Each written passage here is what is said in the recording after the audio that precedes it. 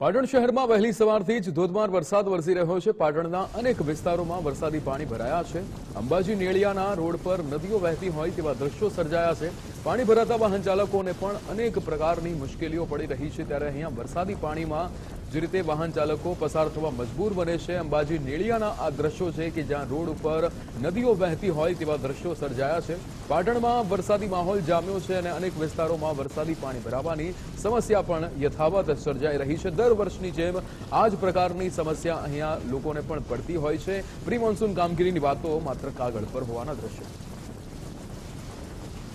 હવામાન વિભાગની આગાહીના પગલે આજે પાટણના અંદર ધોધમાર વરસાદ છે તે વરસી રહ્યો છે। મારા પાછળના દ્રશ્ય બતાવવાની કોશિશ કરીશ કે પાટણના જે અંબાજીનગર વિસ્તાર જે કહી શકાય કે જ્યાં 50થી પણ વધુ જે સોસાયટીઓ છે તે આવેલી છે, અહીંયાથી જે નીકળતા જે રાહદારીઓ અને જે વાહન ચાલકો છે તે આ પાણી ભરાવાના કારણે મુશ્કેલી વેઠી રહ્યા છે। વાત કરવામાં આવે કે જે આ નીચાણવાળા જે વિસ્તારો છે તે વર્ષોથી જૂની આ સમસ્યા છે। કહી શકાય કે તમે રસ્તામાં દેખી શકો છો કે આ જે સાધન જે ગાડી આવી રહી છે તેના જે ટાયરો છે તે પણ પાણીના અંદર ગરકાવ થઈ જવા પામે છે।